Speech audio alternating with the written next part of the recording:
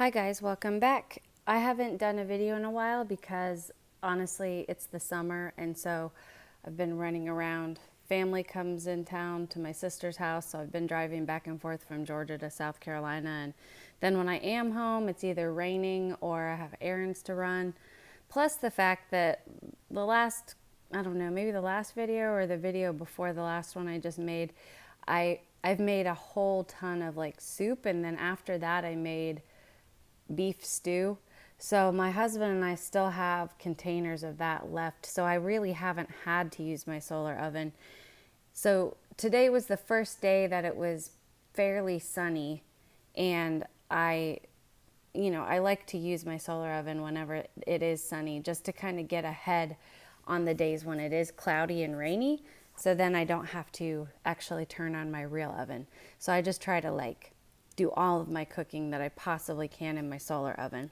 So I'll go ahead and make food for several days just in case it's overcast or rainy or I'm doing something else. So today I'm going to show you a video on part 2 on my quest for the best method for making cookies in a solar oven. I'm just going to spoiler alert this and tell you that this still was not a success. But I've learned every time I fail, I learn something else, and I'm pretty sure that third time will be the charm. But, go ahead and keep watching this because you might learn something too. I was actually today, we had just run out of bread. I made a loaf of bread, I think last week maybe, on a sunny day, and we just finished that loaf of bread this morning. So I needed to make a loaf of bread. But if you've watched my bread making videos before, you know that I go ahead and do it in a 2-step process where I mix the ingredients in my bread machine and let my bread machine do the rising and all of that. And then in the meantime, I do some other project in order to utilize the time more effectively that way. So my bread was, I set my bread machine on the dough setting and it was making dough. It takes about an hour and a half to make dough. So in the meantime, I thought, well, I don't want to waste the sun, and we don't really have any dessert in the house. So I thought, well, I'll go ahead and make some cookies and see if I can refine the cookie making process. So I got this sugar cookie mix from, I think, Big Lots maybe. And if you look at the back, it just calls for butter, a stick of butter, tablespoon of water, and 1 egg.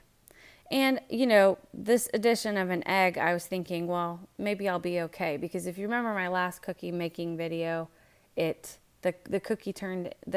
cookie dough just turned into like a crumbled mess.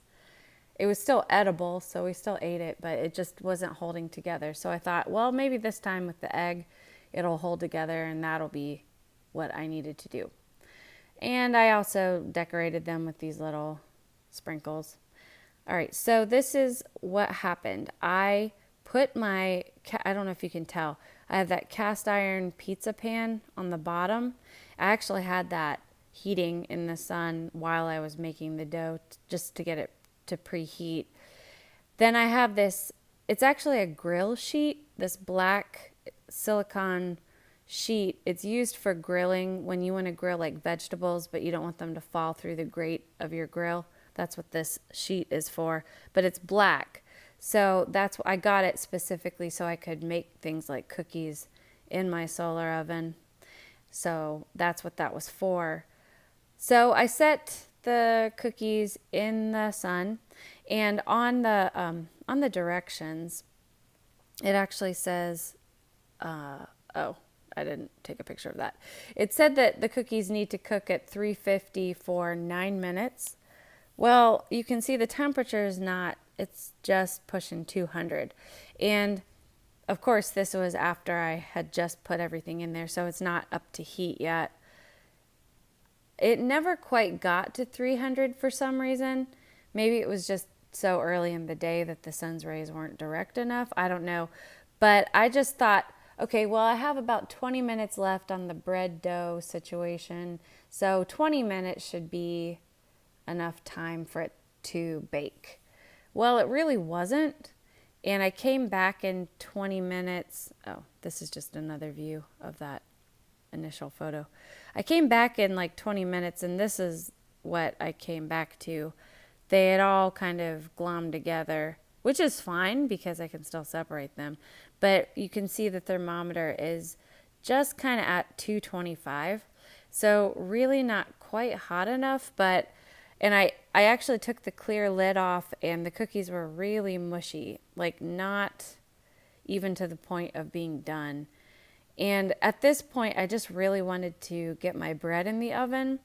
So I went ahead and took the cookies out of the solar oven and stuck them in my regular oven for 5 minutes. It just took like 5 minutes and they were done. So just, you know, the cookies it wasn't quite working in the solar oven, and I think I know why now. I think what I need to do is, because this is what keeps confusing me, is how come I'm able to bake bread that's like super thick, but it still cooks all the way through. It still bakes all the way through. But cookies are like barely half an inch and they take forever to bake. And I think the reason is because I didn't put a cover over the top. So next time, that's what I'm going to try to do, is I'm either put like that glass wok. I have a wok and it has a glass lid and it's really big. So I'll either cover the cookies with that, or maybe I will take my big cast iron skillet and stick it over top. Because I think what's happening is there's a lot of heat loss between where the cookies are and the clear lid that goes on top of the oven. I think that's what's happening, is it's not retaining the heat closely enough. So I think that is the trick to get decent cookies. But yeah, oops. So picture's crooked, sorry. Anyways, this is what they looked like after 5 minutes in the regular oven, and they were fine. I don't like to throw things out, so I was determined to just finish them off and still eat them. They still taste good and everything's good, but yeah, that's what I'm going to do next time. Is if you've watched my bread videos, you know that I bake the bread between a sandwich of cast iron skillets. I think that's the trick, is it retains the heat above and below, and that's the trick for getting things to bake. So thanks for watching, and stay tuned because I have I have a Scottish bread recipe coming up next. If you're watching this in the playlist, it should be the next video that pops up, but if it's not, go to my channel and look for Scottish bread. And yeah, you won't want to miss that because it's really good. The recipe's great. And I got it actually in Scotland. So I'll see you next time. Thanks for watching.